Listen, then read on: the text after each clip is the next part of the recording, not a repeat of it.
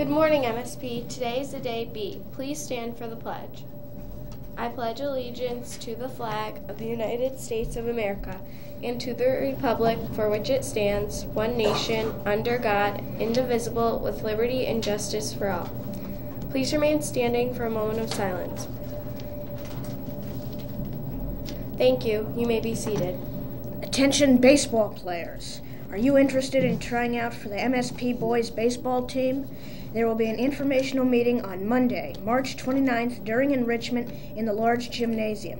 If you are unable to attend this meeting, you need to see Mrs. Capodice for health information and Mr. Murphy for dates and times of tryouts. If you have any questions, please see Mr. Murphy for details.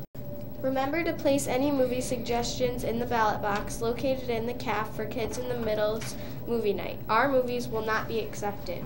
See Jake Masco or Taryn Oates for 7th graders, Peter Amano for 8th graders, and Michelle Grenier or Tyler Zimsky for 6th graders with any questions. Today is the last day to turn in t-shirt and sweatshirt order forms.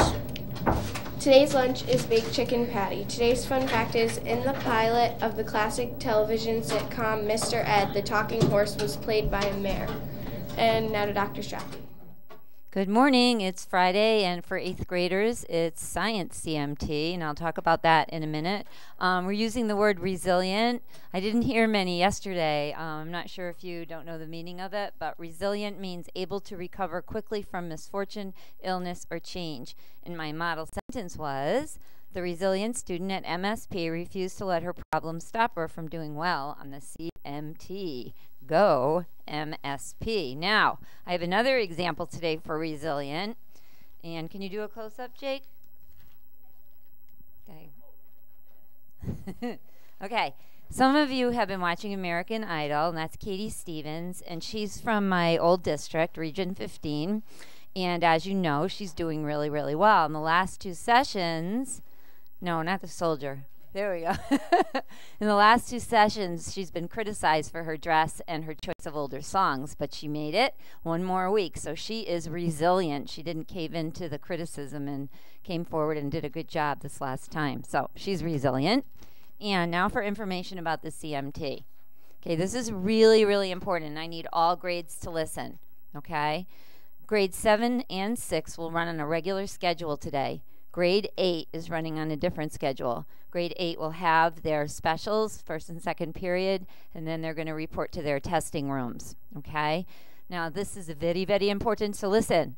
The 8th grade will take their science CMT from 10 a.m. till 11:20.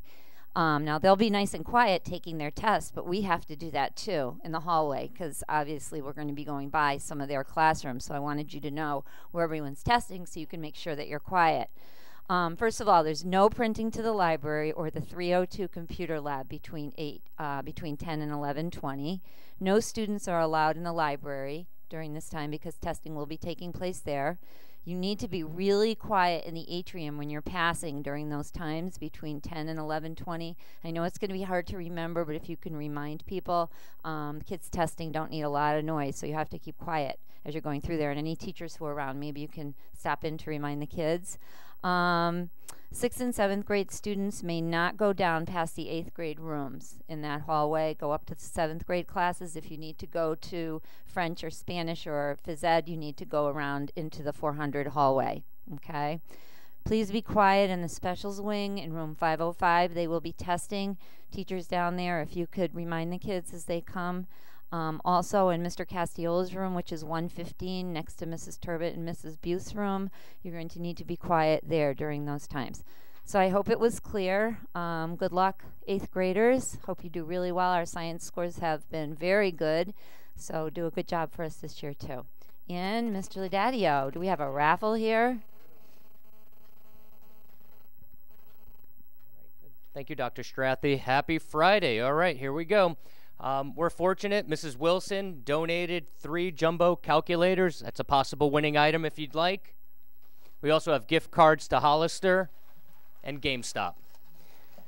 All right, 8th grade. Let's mix these up really good. Now, 8th graders coming up from the cafeteria. Past couple of days, noticed a little bit of a mess in that 400 hallway. First time, our Our cameras assisted with getting that cleaned up as the students responsible for the mess were able to be identified, and cleanup was done yesterday. It wasn't so fortunate. So listen, let's keep that hallway clean on the way up from the cafeteria, because if you're caught this time, it's no longer just a cleanup. It's going to be a little bit more uncomfortable. Okay, 8th grade, Mrs. Rotier ticketed Kevin B. on March 4th. Kevin, come on down to the MSPN broadcast room. Respect and responsibility in the classroom. Great, Kevin, come on down. All right, 7th grade. All right, let's see, what do we have?